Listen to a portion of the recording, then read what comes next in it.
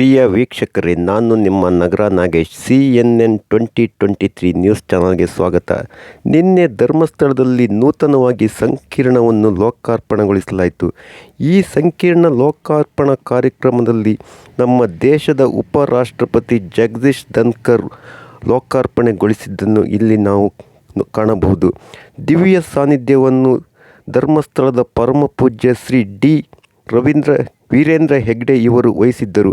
ಸಚಿವರಾದ ದಿನೇಶ್ ಗುಂಡೂರಾವ್ ಹಾಗೂ ಮುಂತಾದ ಗಣ್ಯರು ಈ ದಿವ್ಯ ಸಮಾರಂಭಕ್ಕೆ ಸಾಕ್ಷಿಯಾದರು. ಧರ್ಮಸ್ಥಳದಲ್ಲಿ ತಿರುಪತಿ ಮಾದರಿಯಲ್ಲೇ ನೂತನ ಸಂಕೀರ್ಣವನ್ನು ನಿನ್ನೆ ಲೋಕಾರ್ಪಣೆಗೊಳಿಸಿದ್ದು ನಾವಿಲ್ಲಿ CNN 2023 ನ್ಯೂಸ್ ಚಾನಲ್ನಲ್ಲಿ ತಮಗೆ ತೋರಿಸಲು ಬಯಸುತ್ತಿದ್ದೇವೆ.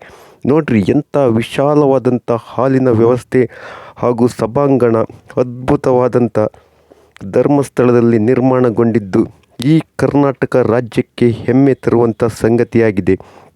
ಅತ್ಯಂತ ವಿಶಾಲವಾಗಿ ನೂತನವಾಗಿ ಈ ಸಂಕೀರ್ಣವನ್ನು ನಿನ್ನೆ ಉಪರಾಷ್ಟ್ರಪತಿಗಳು ಉದ್ಘಾಟನೆಗೊಳಿಸಿದ್ದನ್ನು ನಾವಿಲ್ಲಿ ತೋರಿಸಲು ಬಯಸುತ್ತಿದ್ದೇವೆ.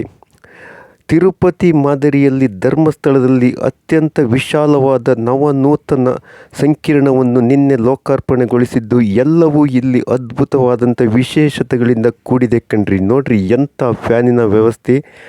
ಇಡೀ ಸಭಾಂಗಣವೇ ನಿನ್ನೆ ಲೋಕಾರ್ಪಣೆಗೊಂಡಿದ್ದಂಥ ಸಂದರ್ಭದಲ್ಲಿ ಜಗಮಗಗೊಂಡಿದ್ದನ್ನು ನಾವಿಲ್ಲಿ ನಿಮಗೆ ತೋರಿಸಲು ಬಯಸುತ್ತಿದ್ದೇವೆ.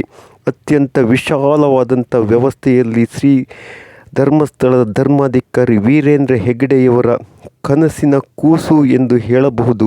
ಇಡೀ ಕರ್ನಾಟಕ ಹಾಗೂ ದೇಶಾದ್ಯಂತ ಧರ್ಮಸ್ಥಳ ತನ್ನದೇ ಆದಂಥ ವಿಶೇಷತೆ ಹೊಂದಿದೆ.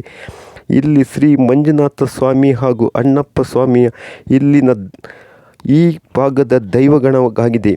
ಇಲ್ಲಿನ ಲಕ್ಷಾಂತರ ಭಕ್ತಾದಿಗಳು ಪ್ರತಿದಿನ ಧರ್ಮಸ್ಥಳಕ್ಕೆ ಭೇಟಿ ನೀಡುವುದು ಇಲ್ಲಿನ ವಿಶೇಷವಾಗಿದೆ.